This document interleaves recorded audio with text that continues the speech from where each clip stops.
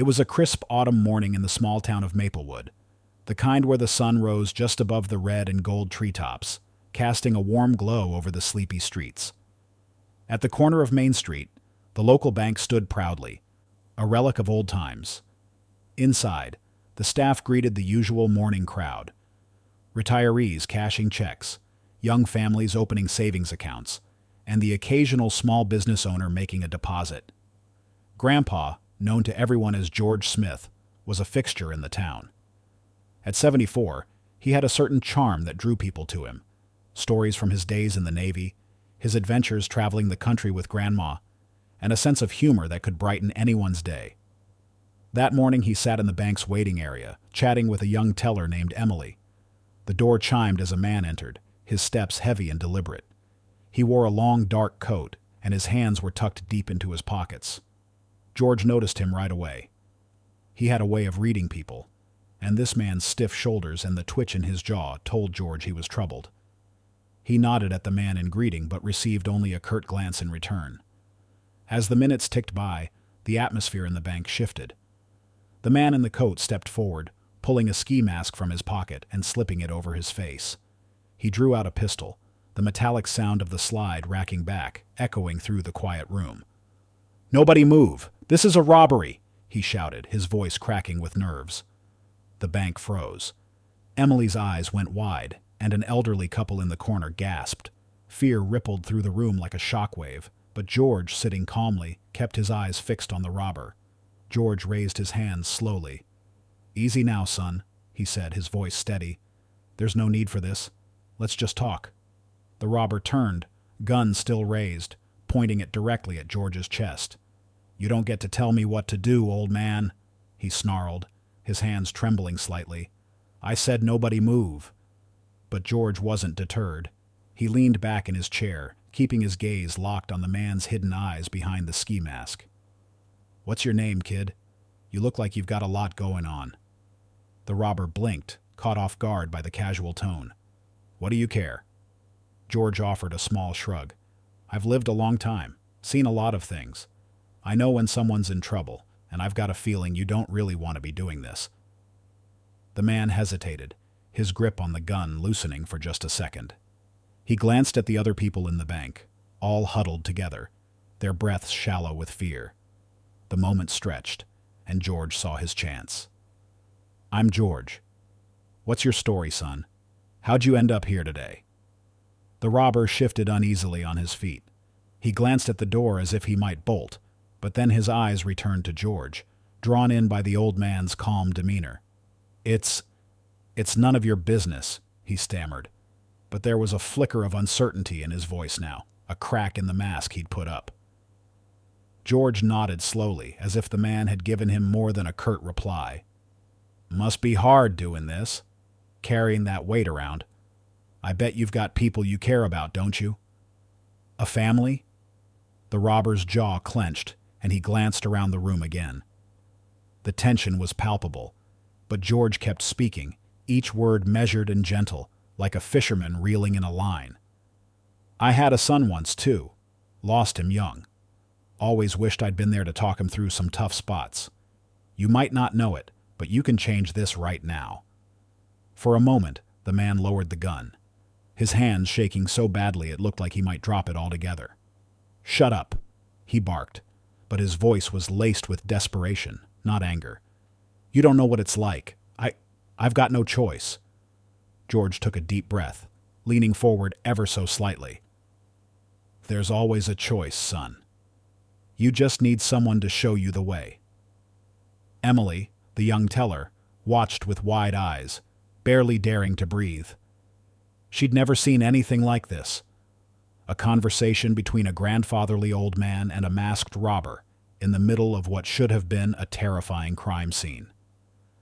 She could see something shifting in the robber's expression, like George's words were sinking deeper than anyone could have expected. But then, just as it seemed like George might have reached the man, the bank's phone rang. The sound cut through the tense air like a knife, and the robber's head snapped around. He tightened his grip on the gun, panic flashing across his face. "Who called the cops?" he shouted, his voice cracking as he aimed the gun wildly at the nearest person, a middle-aged man who had been hiding behind a counter. George raised a hand again, trying to keep the man's focus on him. Hey, look at me, kid. It's okay. Nobody here's going to get hurt. We just need to calm down and keep talking. But the robber was breathing heavily now, sweat beading on his forehead beneath the mask. No, I can't go to jail, he muttered, his voice rising in pitch. They'll lock me up forever. George's eyes never left the robber's. He could see the kid's fear, the way he was teetering on the edge of a decision that could change everything. He just needed more time, but time was running out. Outside, they could already hear the distant wail of sirens, drawing closer with each passing second. George made a decision. All right, kid, he said softly, leaning forward. I'll make you a deal. Let these people go, and I'll stay here with you. We'll figure this out together, but you don't have to hurt anyone. The robber's eyes darted around the room, then back to George. He seemed torn, the conflict playing out beneath his mask. Could he trust this old man, a stranger who had somehow managed to keep him from pulling the trigger? And as the seconds ticked by, the answer to that question would determine everything. The robber's chest heaved as he looked from George to the terrified faces of the people huddled together in the bank. Outside, the sirens grew louder, their echoes filling the small room. His grip on the gun was unsteady, wavering between the fear of what might come next and the sliver of hope that George's words had sparked. All right, the robber said finally, his voice shaky. He waved the gun toward the people gathered in the corner. Everyone, just get out of here. But you stay, old man. You stay right there. The bank customers, eyes wide and grateful, didn't need a second invitation. Emily helped usher the others toward the back exit, where they filed out one by one, casting nervous glances back at George and the masked man.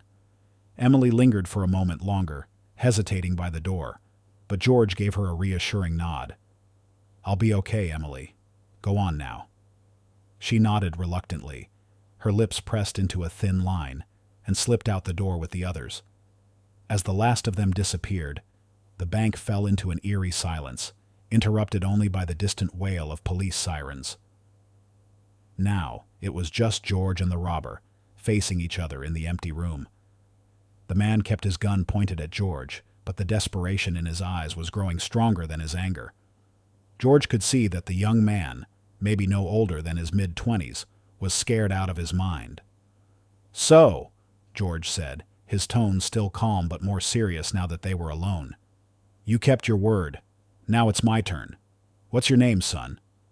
The robber hesitated, his lips twitching beneath the mask.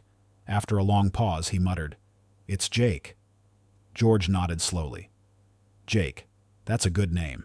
Strong name. You know, Jake, you're not a bad person. I can see that. You're just in over your head, aren't you? Jake's shoulders slumped slightly, the tension draining from him bit by bit. You don't understand, George. I've got debts, big ones, and if I don't pay them off, they'll come for my family. They told me this was the only way. George leaned forward, his expression softening. Who told you that, Jake? The people you owe? They don't own you, son. And robbing a bank, it's not going to end well. Not for you, not for your family. There's other ways to deal with this. Jake's hands trembled as he lowered the gun slightly.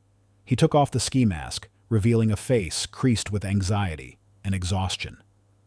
Dark circles ringed his eyes, and his unkempt hair fell over his forehead. For the first time, George saw the person behind the mask, just a scared kid who had gotten caught up with the wrong crowd. I don't have a choice, Jake whispered, his voice breaking. They'll kill my little brother if I don't come up with the money. I can't let that happen. I don't care what happens to me, but he's just a kid. George's heart ached at the desperation in Jake's voice. He could see the weight of the world on the young man's shoulders, the way fear and love for his brother had driven him to this breaking point. But he also saw a chance, one last chance to pull Jake back from the edge. Listen to me, Jake, George said firmly, leaning in closer. You do this, and your brother's not going to have anyone. Not you, not the life you wanted to give him. You turn yourself in now. You've got a shot, maybe a long one, but a real shot at working this out. I know it sounds crazy, but trust me. Let's walk out of here together, and I'll be with you every step of the way." Tears welled up in Jake's eyes, and for a moment, he looked like he might break down. He glanced toward the bank entrance, where red and blue lights flashed outside the glass doors. The police were here. There was no more time. "You'd do that?" Jake asked, his voice barely more than a whisper. "You'd stay with me?" George nodded. "I made you a promise, didn't I? You remind me of my son, Jake. He made mistakes too, and I couldn't help him in time. But maybe this is my second chance to get it right." Jake swallowed hard, his face crumpling with emotion. He took a shuddering breath. Then slowly, carefully, he placed the gun down on the counter. His hands went up in the air, surrendering not just to the police, but to the weight of the burden he had carried for so long. Outside, the police were shouting commands, their voices muffled through the glass. George put a reassuring hand on Jake's shoulder. "You're doing the right thing, son. Remember that." Together, they walked to the door, George leading the way with his hands up, Jake following behind him. The police stormed in, guns drawn, but George's presence seemed to slow everything down. He spoke to the officers calmly, explaining the situation, making sure they saw that Jake wasn't a threat anymore. Jake was taken into custody, but George stayed true to his word. He went with him to the station, speaking to the detectives, explaining the desperation that had driven the young man to this act. He even spoke to the local press, making sure that Jake's story was told, the story of a kid who made a bad decision but was trying to do right by his family. In the end, the judge took George's words to heart. Jake received a lighter sentence with a chance for rehabilitation and a future. George visited him every week, bringing books and talking to him about the little things in life, like the changing seasons and the sound of leaves underfoot. And back in Maplewood, George became a local hero. The story of the old man who saved the day with nothing but words spread through the town, and people would often ask him about that day. But George always told them the same thing. "I didn't save anyone. I just listened." As the seasons changed and the town moved on, George continued to visit Jake, knowing that sometimes all it took to change a life was the willingness to sit down, listen, and offer a second chance.